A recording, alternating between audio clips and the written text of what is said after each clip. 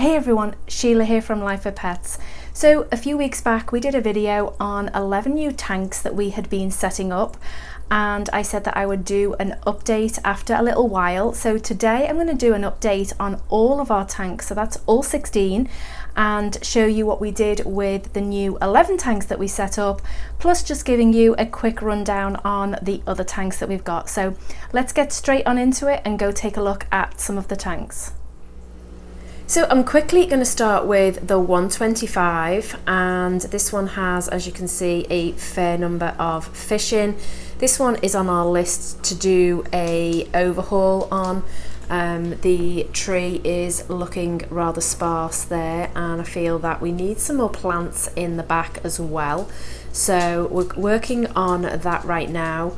And it is night time, so the fish are going to be a bit more sleepy, and I've not long turned the lights on this one, but it's the best time of day to not get glare on the tank. So this tank has our rose lines in, which are the ones with the red stripes or red lines, they're also known as. We've got our African glass cats, also our bala shark, and also the puffer fish. These are Amazon puffers, and they get on really well in this community tank. We've also got Harlequin rasboras, which we've got a big group of those, and then at the bottom we don't see them very often, and I don't know if I can see any now. Actually, there's one, if you can see it back in there. We have some of the Pictus catfish. Actually, I think there's one at the back, if I don't spook him, if you can see him back there. And then we've also got a clown pleco in here, but it's very rare we ever see him either. This tank is where we also put our spare sponge filters, so you can see them there, and then it means that we always have cycled sponge filters if we need to set up a tank, set up a quarantine tank, for things like that. So they come in very, very handy. So I'm not going to spend a lot of time on this tank because I have just done 2 videos on this one, but this one is our goldfish tank. As you can see, the pair of them think they're going to get fed. This is Belfin and Callie's tank, and we got a lot of interest in these plants, and I am so sorry guys that they sold out so quickly. I have got more on order, and hopefully they will be here within a few weeks. So this tank is a 40-gallon breeder. This tank is our 20-gallon long, and in the center we have a few endlers, and you can see one right there, and there is also beta fish back there. Picasso is back there. This one, as you can see, it definitely needs a bit of a clean up because we have a lot of hair algae, and we've got another little endler male there, and I don't see Riley. Usually when we tap he comes. Here he comes. Alright, there he is. He knows it's late, so there's probably going to be no food. Anyway, there's Riley. And over here we then have Daisy as well. So this tank is in need of an overhaul, and I do think that we probably are going to do something with it in the coming months. As you can see, we also have snails in here. We do have some beautiful mystery snails. This one up at the top right there is a magenta, and the one below it is a purple as well. We have a big waiting list for those on the notify when back in stock, and I do hope to actually add some more this weekend. So if you're wanting them, then you're going to have to be really quick because boy, they sell out like crazy. So this tank is our divided shrimp tank, and just let me move some of this mess out of the way. These tanks you've seen before. We are getting to all the new ones that we set up. So this one is our cherries on this side and our blues on this side, and again it's late at night, so everybody's sort of gone to bed, so to speak. So that's that tank. I'm not going to spend a great deal of time on those. And then this tank is actually going to be broken down. This one is basically sort of just got a few mystery snails in, a few ram's horns, a few nerites, and I think some shrimp as well are in this tank. Yeah, we've got some cherry shrimp in here as well. So this tank is actually going to be broken down very, very soon.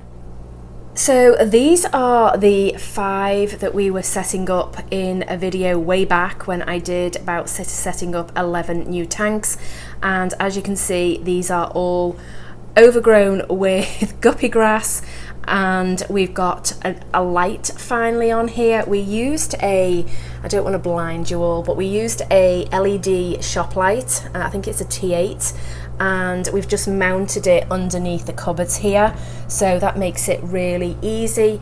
And then we've got all our tubing for the sponge filters and stuff to be able to change them is sort of just in this corner here. So these tanks have, this one has our pink ram's horns, blue ram's horns. These are our blue baby mystery snails.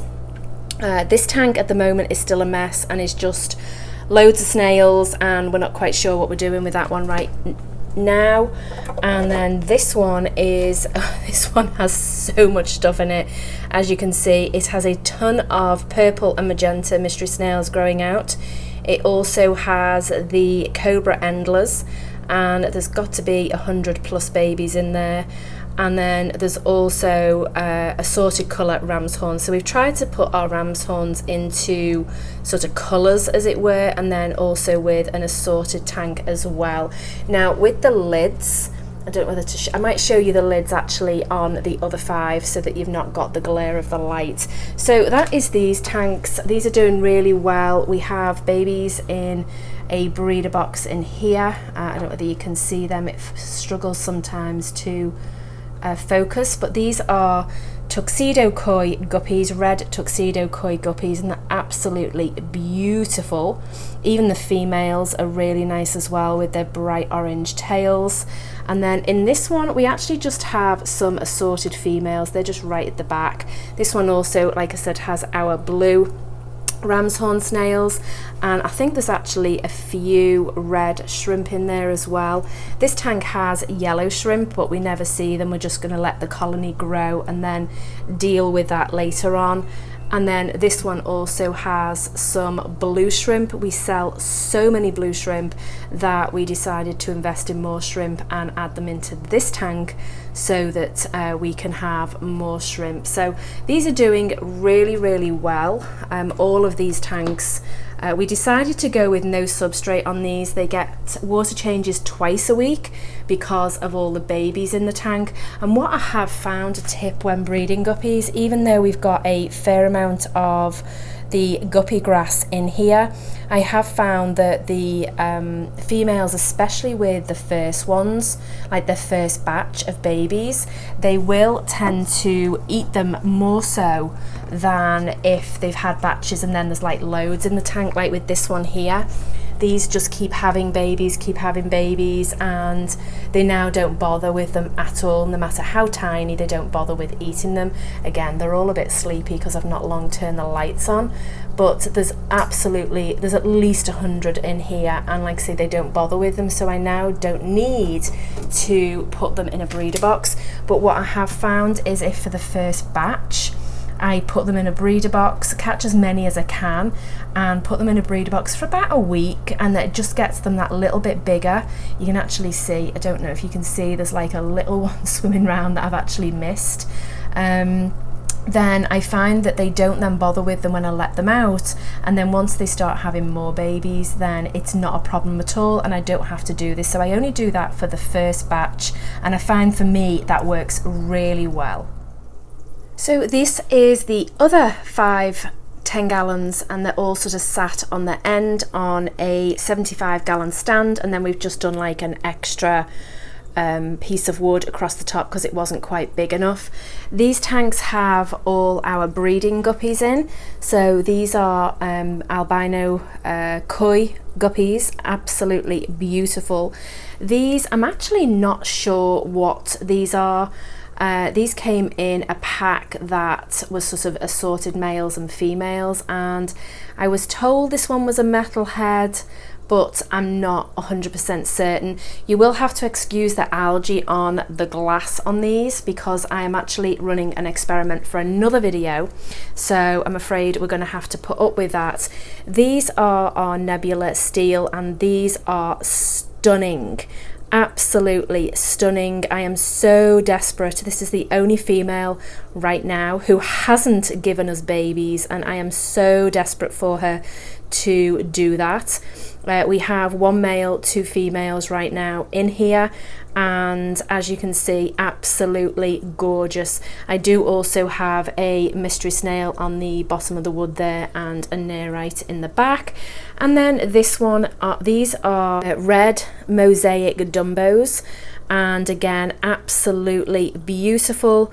These are breeding fairly well for us at the moment, so babies to come on all of these. We have actually sold a lot of fish just recently, so the tanks are pretty empty.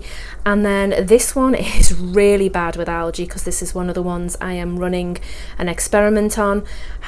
This is our all male tank, so any that we end up with too many males or the females are just getting hounded constantly, then the males go in here and these will eventually get sold. We've sold quite a few batches where I just tend to put these up on Instagram at the moment because we don't get a lot of them, or haven't got a lot of them. And then we've also got some panda cories growing out in here, and we've also got some coolie loaches. I don't know if I can find any. They usually hide in the wood, but I don't see. Oh, there's actually one at the back, but I don't, there you go. I don't know whether you can see it there, bottom left corner. There's 5 in here, and again, they're just in here to grow out. So this is sort of the, I want to say, the oddball tank. There's sort of a mixture of things in here, and hopefully they'll be up for sale soon.